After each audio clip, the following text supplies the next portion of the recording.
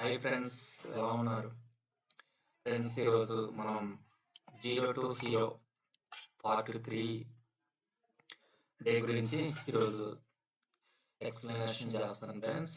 ఈరోజు మనం ట్రేడ్ అనేది ఎలా తీసుకున్నాం, ఏ విధంగా తీసుకున్నాం, అలాగే మనం టార్గెట్ ఎన్ని పాయింట్స్, స్టాప్ లాస్ హిట్ అయితే లాస్ ఎలా వచ్చింది, ప్రాఫిట్ ఎలా వచ్చింది, టోటల్గా మనం ఎక్స్ప్లెనేషన్ చేద్దాం ఫ్రెండ్స్.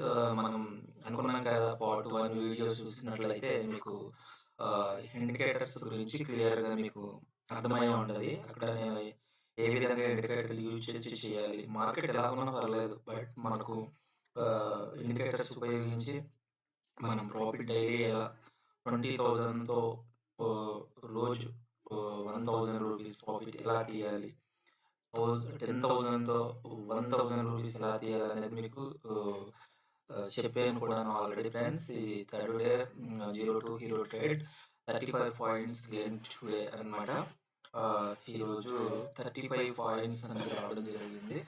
సో నా అకౌంట్ మీకు ముందుగా చెప్తాను, ప్రాఫిట్ ఎలా వచ్చింది ప్లస్ లాస్ని మళ్ళీ మనం యూజ్ చేసి ఏ విధంగా ప్రాఫిట్లో తీసుకొచ్చామనేది మీకు చెప్తాను ఫ్రెండ్స్. ఒకసారి మనం నా అకౌంట్ యొక్క ప్రాఫిట్ లాస్ స్టేట్మెంట్ మీకు చూపిస్తాను. ఫస్ట్ ఇది చూడండి ఫ్రెండ్స్, ఇక్కడ ఇవి అనమాట. టుడే 21,500 కాల్ అనమాట తీసుకోవడం జరిగింది. బట్ ఏంటంటే ఇక్కడ చిన్న మిస్టేక్స్ చేయడం వల్ల మార్కెట్ ఆల్రెడీ బుల్ సైడ్ ఉందని తెలుసు.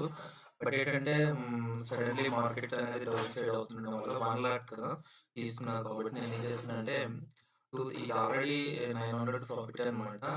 సడన్లీ మార్కెట్ మళ్ళీ ఈ స్టాప్ లెస్ 2,437 రూపీస్ పెట్టడం జరిగింది.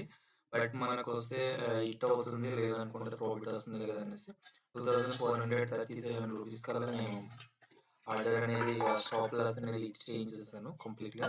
అంటే 45 ఫైన్స్ అనమాట నియర్లీ. అంటే ఇక్కడ 133 రూపీస్కి నేను కొన్నాను. సో అది అలా డౌన్ నుంచి మించి దగ్గరికి 80 రూపీస్ దాకా వచ్చింది అనమాట. సో రావడం వల్ల నేను ఏంటంటే ట్రేడ్ అనేది ఆల్రెడీ స్టాప్ లెస్ ఇచ్చాను, ఎగ్జిట్ అయిపోయింది అనమాట కంప్లీట్గా.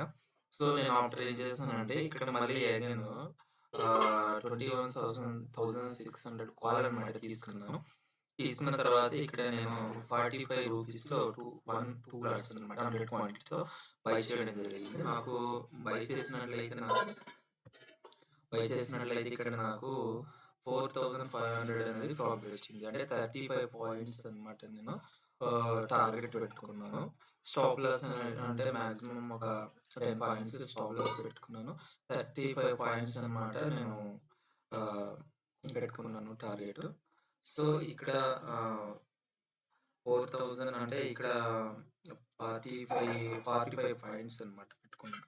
అంటే 45 అంటే 4,500 కాబట్టి 45,000 అనమాట. 45 పాయింట్స్ పెట్టుకున్నాను. నేను కొన్నది వచ్చేసి నేను 45లో కొన్నాను అనమాట. నేను సెల్ చేసింది 90 రూపీస్లో. యాక్చువల్గా మార్కెట్ అది 140 దాకా కూడా పెరిగింది. బట్ ఈరోజు 7,000 రావాలి. బట్ ఏంటంటే మిస్, అంటే మనకు నా టార్గెట్ కావాలి కాబట్టి టార్గెట్ అనేది పెట్టుకున్నాం అనమాట. Only 35 points. సో దాంతో పాటు నాకు ఏంటంటే ప్రాఫిట్ అనేది ఇక్కడ 2,200 అనేది ప్రాఫిట్ అనేది రావడం జరిగింది. ఈ 275 అనేది ఇక్కడ 75 అనేది బిఫోర్ నాకు ఏంటంటే పోల్లో ఉంచగా వచ్చినటువంటి అమౌంట్ 200, మిగతా రిమైనింగ్ అమౌంట్ అంతా కూడా ఈరోజు వచ్చిందనమాట జీరో టు హీరో ట్రేడ్లోని. ఓకే, ఇప్పుడు క్లారిఫికేషన్ మీకు నిఫ్టీకి వెళ్దాం ఫ్రెండ్స్. ఇక్కడ నేను ఏం చేస్తానంటే ఫస్ట్ మీకు 5 minutes క్యాండిల్లో నేను చెప్తాను అనమాట. జీరో టు హీరో ట్రేడ్లో తెలుసు కదా మనకు. ఇక్కడ మార్కెట్ అనేది ఎప్పుడు కూడా RSI అనేది బిలో ఉన్నప్పుడు మనం అబ్జర్వేషన్ చేస్తూ ఉండాలి, మార్కెట్ యొక్క ట్రెండ్ను అబ్జర్వ్ చేయాలి. సో ఇక్కడ ఏంటంటే 45 minutesలోని మార్కెట్ పడుతూ ఉంది. బట్ ఏంటంటే మార్కెట్ ఎక్కడైతే ఓపెన్ అయ్యిందో ఆ రేంజ్లోకి వచ్చి మార్కెట్ అనేది పైకి వెళ్ళాలి. సో నేను ఆ టైంలోని మార్కెట్ అనేది ఇక్కడ నియర్లీ 35 పాయింట్స్ పడిపోయింది. మార్కెట్లో RSI అనేది 35 పాయింట్స్ 50 కిందకి అనమాట, బిలోలో 35 దాకా వెళ్ళింది. సో ఓవర్ సోల్డ్ లో మార్కెట్ ఉంది. సో బయర్స్ మూవ్‌మెంట్ లో ఉన్నప్పుడు ఓవర్ సోల్డ్ లో ఉంది కాబట్టి నేనేం చేస్తానంటే 35 వచ్చినప్పుడు వెయిట్ చేశా. వెయిట్ చేసిన తర్వాత ఎప్పుడైతే ఇక్కడ 50 క్రాస్ అవుతుందో ఆ 50 క్రాస్ అయిన దగ్గర నేనేంటంటే హ్మ్. అప్పుడు కాల్ ఆప్షన్ అనేది 21,600 అనేది బై చేయడం జరిగింది. సో నేను ఎలా తీసుకున్నాను అంటే ఇక్కడ ఆర్ఎస్ఐ క్రాస్ అయ్యింది. సో నిప్ ఇక్కడ moving average and exponential moving average అనేది స్ట్రెంత్ చూపింది. బై సైడ్ సిగ్నల్ చూపించింది. ఎందుకంటే 50 క్రాస్ అయ్యి అప్ సైడ్ వెళ్తుంది కదా! ఆ 50 పాయింట్ వద్ద నాకు స్ట్రెంత్ చూపించింది. అప్పటిదాకా నాకు కన్ఫర్మేషన్ రాలేదు. కన్ఫర్మేషన్ రాకపోవడం వల్ల నేను వెయిట్ చేస్తాను. ఎలా అంటే రీటెస్ట్‌మెంట్ ఏమైనా పైనుంచి కిందికి వస్తుందా అనేసి వెయిట్ చేశా. వెయిట్ చేసినప్పుడు నాకు ఇక్కడ ఈ ఒకసారి రీటెస్ట్ చేసింది ఆర్ఎస్ఐ. పైకెళ్ళి కిందకొచ్చి తర్వాత నాకు స్ట్రెంత్ చూపించింది. అంటే ఇక్కడ నుంచి అప్ సైడ్ వెళ్తదని. సో ఇక్కడ దరిదాపులు ఒక హాఫ్ అన్ అవర్, ఒక 45 మినిట్స్ అలాగా రేంజ్‌లో ఉండిపోయింది మార్కెట్. అంటే డెసిషన్ ఇంకా తీసుకోలేదు. పైకి వెళ్ళాలి, కిందకి వెళ్ళాలి డెసిషన్ తీసుకోలేదు. సో ఏంటంటే మార్కెట్ బుల్లిష్ సైడ్ ఉన్నది కాబట్టి మనకు ఏ టైంలో మనకు మార్కెట్ అనేది పైకి వెళ్ళడం స్టార్ట్ అయిందంటే మినిమం 230 అనేది పై సైడ్ మూవ్ అయితే మార్కెట్‌లో నేను ఎంటర్ తీసుకుంటానని డిసైడ్ అయ్యాను.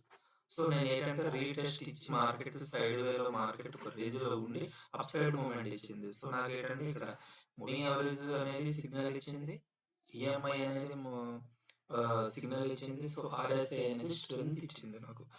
సో 3 కూడా నాకు స్ట్రెంత్ చూపించడం వల్ల నేనేంటంటే అప్పుడు ఎంటర్ అనేది నేను దగ్గరికి ఇంచుమించు 21,541 దగ్గర నేను ఎంటర్ అనేది తీసుకున్నాను. అంటే నేను నిఫ్టీలో చేయలేదు, కాల్ ఆప్షన్‌లో చేశాను కాబట్టి నేనేం చేస్తున్నానంటే ఇక్కడ 2 డే అబ్జర్వ్ చేసినటువంటి ఇంకో విషయం వెరీ కేర్‌ఫుల్‌గా అందరూ వినాలి. ఇక్కడ ఏంటంటే ఫ్రెండ్స్ మాక్సిమం ఏంటంటే మనకు నిఫ్టీ మూవ్‌మెంట్ బట్టి ఆప్షన్ కాలింగ్ పెరుగుతదని ఇక్కడ ఎప్పుడు కూడా అది భ్రమ మీరు అనుకోవద్దు.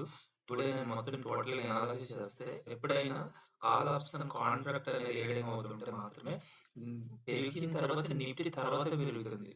సో ఇది ఇక్కడ మెయిన్ ప్రాబ్లమ్ అన్నమాట. సో అందుకే ఈవేళ అబ్జర్వ్ చేశాను. సో అప్పుడు నిఫ్టీ చార్ట్‌ని అండ్ కాల్ ఆప్షన్ చార్ట్‌ని పక్కపక్కగా తీసుకున్నాను. ఓకే. ఈ విధంగా నేను ఎంటర్ అనేది ఒకటి డ్రా చేసుకుంటూ పెట్టాను. ఎందుకంటే ఆర్ఎస్ఐ మూవ్‌మెంటం బట్టి నేను తీసుకున్నాను కాబట్టి ఎప్పుడు కూడా మన ఈ 0 టు హీరో ట్రేడ్‌లోనే ఆర్ఎస్ఐ బేసిక్, ఈఎంఐ, ఎంఏ ఈ 3 ఇండికేటర్స్ చూస్తూ ట్రేడ్ అన్నమాట. సో చేయడం వల్ల మనకు బెస్ట్‌గా ఉంటుంది కాబట్టి ఈ 3 కన్ఫర్మేషన్ అనేది సిగ్నల్ అనేది మనకు ఓకే అయినప్పుడు మనం ఎంటర్ తీసుకొని స్టాప్ లాస్ కూడా వెంటనే పెట్టేసుకుంటాం. సో నేను ప్రాఫిట్ అండ్ లాస్ స్టేట్మెంట్ మీకు చూపించాను.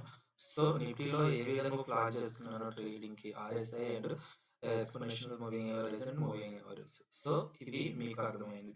ఇప్పుడు నేను ట్రేడ్ ఎలా తీసుకున్నాను కాల్ ఆప్షన్‌లోకి వెళ్ళి నాకు 4,500 ప్రాఫిట్ ఎలా వచ్చిందనేది మీకు చూపిస్తాను. ఓకే ఫ్రెండ్స్, ఇక్కడ చూడండి. ఇక్కడ 0 టు హీరో ట్రేడ్ 35 పాయింట్స్ కదండీ, అది 45 పాయింట్స్. సో ఇక్కడ నేను మిస్ రాయడం జరిగింది. సో ఇక్కడ నాకు కన్ఫర్మేషన్ అయింది ఏంటంటే నేను అక్కడ 5 మినిట్స్ స్టార్ట్ తీసుకున్నాను. ఇక్కడ వచ్చేసరికి నేను ఏం చేశానంటే 1 అవర్ స్టార్ట్ తీసుకున్నాను. సో నాకు 1 అవర్ స్టార్ట్ తీసుకునేసరికి ఒక డబ్ల్యూ పాటర్న్ అనేది ఫామ్ చేసింది. డబ్ల్యూ పాటర్న్ అనేది ఫామ్ చేసింది కాబట్టి ఒక ట్రెండ్ లైన్ తీసుకున్నట్లయితే ఈ డబ్ల్యూ పాటర్న్ అంటే ఇక్కడ మాక్సిమం ఇక్కడ అంటే 45 పాయింట్స్ దగ్గర రీటెస్ట్‌మెంట్ చేసి పైకి వెళ్ళాలి. సో అప్పుడు నేను ఏంటంటే మూవింగ్ యావరేజ్ అనేది చూసుకోవడం జరిగింది. తర్వాత ఎక్స్‌పోనెన్షియల్ మూవింగ్ యావరేజ్ కూడా చూసుకున్నాను. తర్వాత ఆర్ఎస్ఐ చూసుకున్నాను. సో నాకేమైందంటే ఇక్కడ వచ్చేసరికి ఆర్ఎస్ఐ అనేది 50 క్రాస్ చేసింది. 50 క్రాస్ చేసిన తర్వాత మళ్ళీ అగైన్ ఆర్ఎస్ఐ అనేది రీటెస్ట్‌మెంట్‌కి ఇచ్చింది. రీటెస్ట్‌మెంట్ ఇచ్చిన తర్వాత మార్కెట్ అనేది బుల్లిష్ సైడ్ ఉంది కాబట్టి ఆటోమేటిక్‌గా హార్డర్స్ అన్నీ కూడా ఈ 40 ఆర్ఎస్ఐ 40 దగ్గర మాక్సిమం ఈ ఈ ఈ వద్దనే మాక్సిమం ఆర్డర్స్ అన్నీ కూడా స్టాప్ లాస్‌లు ఉంటాయి. బిగ్ ఆర్డర్స్ కూడా ఇక్కడే ఉంటాయి. అంటే బయర్స్ గాని బయర్స్ ఉండే ఆర్డర్స్ అన్నీ కూడా ప్రొఫెషనల్ బయర్స్ ఆర్డర్స్ కూడా ఇక్కడే మాక్సిమం ఉంటాయి. ఎందుకంటే మార్కెట్ కిందకి అనేది పడదు. సో కాంట్రాక్ట్ అనేది స్ట్రాంగ్‌గా ఉంది కాబట్టి అంటే 21,500 అనేది వెరీ స్ట్రాంగ్ కాంట్రాక్ట్ అన్నమాట. దగ్గరికి 1,00,000 కాంట్రాక్ట్ ఓపెన్. సో అందువల్ల ఇక్కడ హార్డర్స్ అనేది వీళ్ళు కరెక్ట్ గా ఈ మూవింగ్ ఎవరేజ్ ఎప్పుడైతే క్రాస్ చేసి రిటెస్ట్మెంట్ ఇచ్చిందో అక్కడ ఆర్డర్స్ అనేది పెట్టి ఉంచారు. సో ఇక్కడ నేను హార్డర్ అనేది 45 లోని ఆర్డర్ అనేది ఎంటర్ అనేది తీసుకోవడం జరిగింది, అప్లై చేయడం జరిగింది.